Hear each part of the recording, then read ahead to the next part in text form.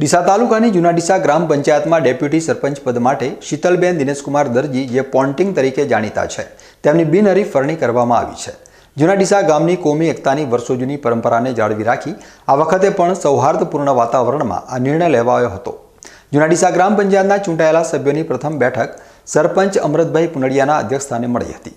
આ બેઠકમાં ડેપ્યુટી સરપંચની ચૂંટણી માટે સરકારી પ્રતિનિધિ નાયબ ટીડીઓ વિપુલભાઈ સાંખલા અને તલાટી હેમંતભાઈ પંચીવાલા હાજર રહ્યા હતા।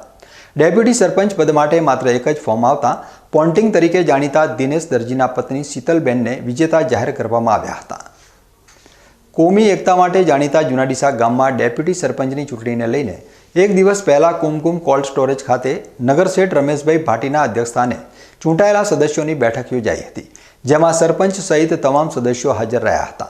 ગામની વર્ષો જૂની પરંપરા મુજબ જો સરપંચનું પદ સનાતન હિન્દુ સમાજ પાસે હોય તો ડેપ્યુટી સરપંચનું પદ મુસ્લિમ સમાજને આપવામાં આવે છે। આ વખતે મુસ્લિમ સમાજની ઉદારતા અને સદભાવના જોવા મળી હતી। ડેપ્યુટી પદના હકદાર ફારૂકભાઈ દાણીએ સામાજિક કારણોસર ડેપ્યુટી સરપંચ પદે રહેવાની અનિચ્છા વ્યક્ત કરી હતી, જેના પગલે નવયુવાન મોઇનખાન સિંધી ડેપ્યુટી સરપંચ પદના પ્રબળ દાવેદાર હતા। જોકે સૌહાર્દપૂર્ણ વાતાવરણમાં મુસ્લિમ સમાજના અગ્રણીઓ અને સનાતન સમાજના અગ્રણીઓએ તેમની સાથે વાતચીત કરી હતી।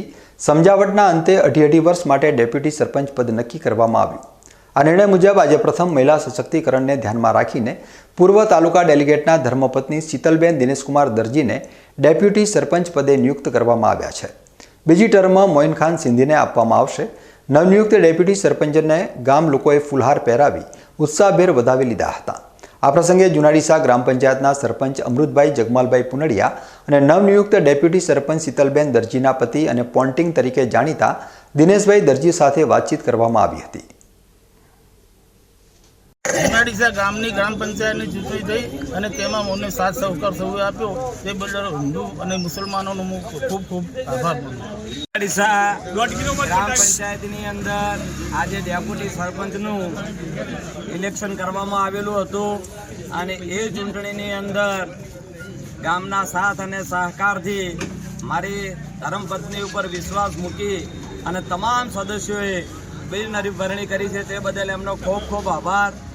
મિત્રો, ગૌરવની વાત તો એ કહેવાય કે આ સીટ વર્ષો વર્ષ મુસ્લિમ સમાજની પરંપરા હેડી આવે છે અને આ સીટ આ વખતે ખાસ કહીએ તો ફારૂકભાઈ દોણી 25 વર્ષથી આ સીટ ઉપર એમનો દબદબો ચાલી રહ્યો છે અને આ વખતે અમે કહ્યું હતું કે તમે જ ભાઈ ડેપ્યુટી સરપંચ તરીકે રહો, અમે તમારી સાથે જ 16-16 પણ ફારૂકભાઈ કે ના, આ વખતે મારી કોઈ ગણતરી નથી, છતાં અમે અમને એવી રિક્વેસ્ટ કરી કે તમારામાંથી કોઈ વ્યક્તિ અમને આપો, પણ છતાં એમને કહ્યું કે નહીં, આ વખતે અમારે સનાતન ધર્મના કોઈ સારા વ્યક્તિની પસંદગી અમારે કરવી છે અને એમાં આ બધા 16 સભ્યો મળી અને મારી ધર્મપત્ની ઉપર વિશ્વાસ મૂક્યો છે।